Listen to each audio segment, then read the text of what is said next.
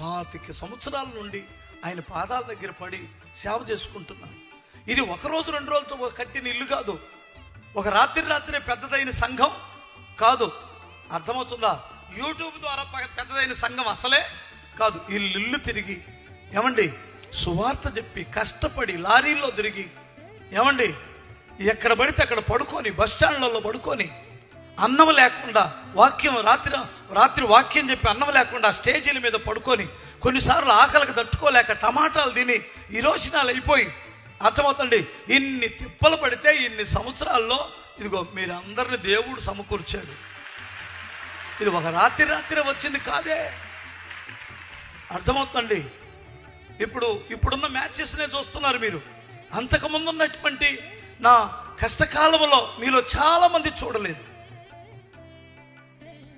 అందుకని దేవుడు కనపరిచాడు. నిన్ను కూడా దేవుడు కనపరుస్తాడు. అతడు నా నామమును ఎరిగి కష్టాలు పడతాడు. నా నామాన్ని ఎరిగాడు, పాపానికి లొంగలేదు. నా నామాన్ని ఎరిగాడు అతడు. అర్థమవుతుంది, నన్ను ఆరాధిస్తాడు. నా నామాన్ని ఎరిగాడు, సాక్ష్యాన్ని కాపాడుకుంటాడు. అందుకని అతనిని నేను ఏం చేస్తాను? తక్కువ చేస్తానా? నన్ను నమ్ముకున్న బిడ్డలను తక్కువ చేస్తానా? నిన్నెందుకు తక్కువ చేస్తాడు నీ దేవుడు? ఎక్కడ సిగ్గుపడ్డావో, ఎక్కడ సిగ్గుని నువ్వు అనుకుంటున్నావో, ఎక్కడ తలెత్తుకోలేవని అనుకుంటున్నావో అక్కడే నీ తలపైకి ఎత్తుతాడు దేవుడు. అక్కడే